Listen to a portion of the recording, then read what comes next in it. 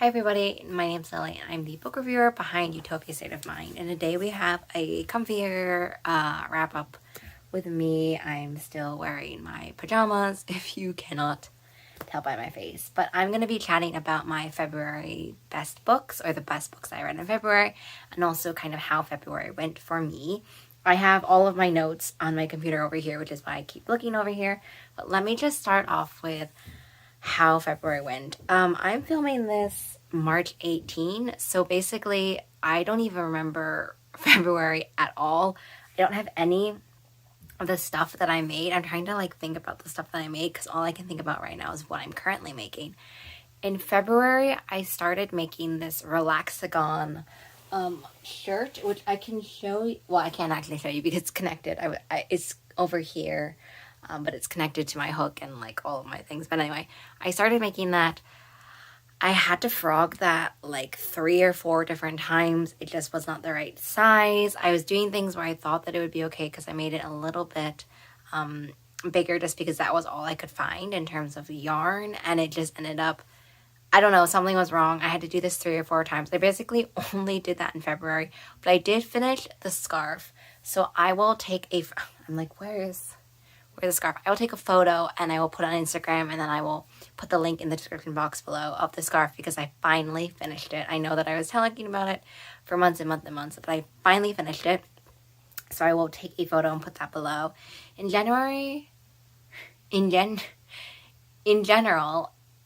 look how I said in January, but in general, February was a month that was just really busy. I was preparing for a lot of different things that were happening in March, which is why it's taking me so long to film this video, and which is why I'm just kind of just woke up and I was like, I need to film this video. So unfortunately, I don't have a huge amount of updates for February in general. I don't think I've even posted a February photo dump.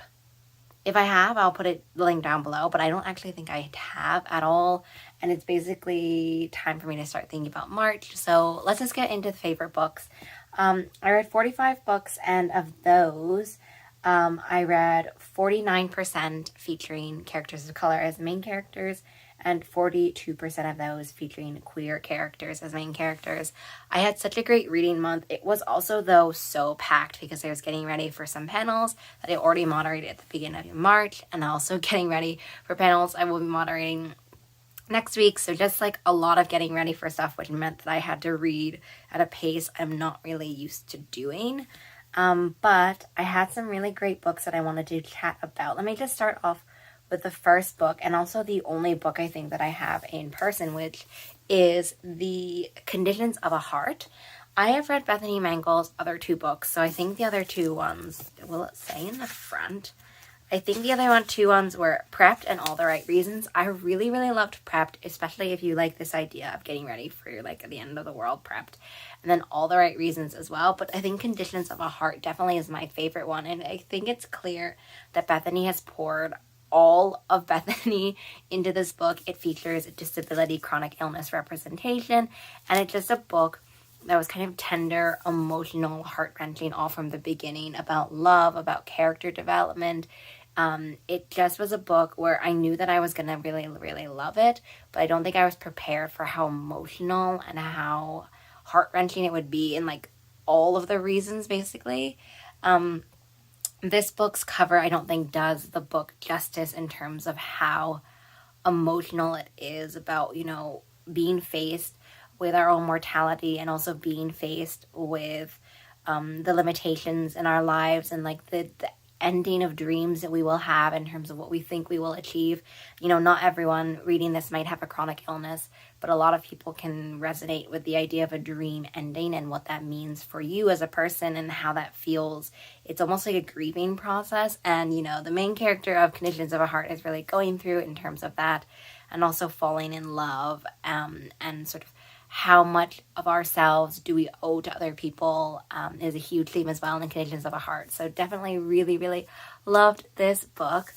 The next one is, let me look. Oh, next one is The No Girlfriend Rule, which was just so sweet. It resonated with me on so many levels because on one hand, it resonated with my feeling that I've had throughout my life at various points in my life, where I've just felt so excluded from gamer spaces, whether that be video games, whether that be board games, just gamer spaces in general.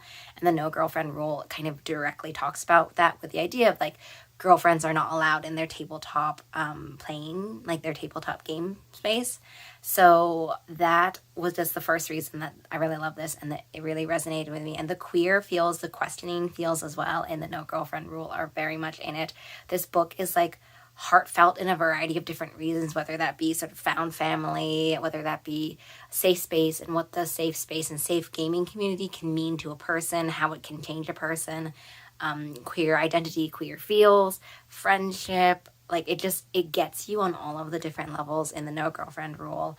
And it was one of those books where I just kept reading and kept falling in love with it. I think I just ended up finishing it, and I didn't even realize that I was going to finish it that day, because I just fell in love with it. I felt like the last 30% kind of just builds on this huge foundation of the book and has such a fantastic resolution. And finally, the last book I want to talk about is Escaping Mr. Rochester, which I am not a fan of Jane Eyre. It just is a book that has never really sat well with me. I've had to read it a few different times. I've never liked it. So I was kind of worried about Escaping Mr. Rochester, but I shouldn't have been worried at all, because this retelling does a fantastic job. There has all of these kinds of overt Jane Eyre references, and then there's also more subtle Jane Eyre references. But I think what I really love is that it talks about it feels like it's a direct conversation with the original in terms of the ways that it sort of has honored pieces of the original, but also updated them, but also taken a more realistic stance on them, right? Like, Mr. Rochester was not a great person in Escaping Mr. Rochester, but also I feel like in some ways also Jane Eyre. And so Escaping Mr. Rochester was a story about agency, it was a story about choices, it was a story about love, about solidarity, and I felt like it really gave the character of Bertha so much more of an active voice. And also, to me in general, it felt like it gave Jane more of an active role in Escaping Mr. Rochester.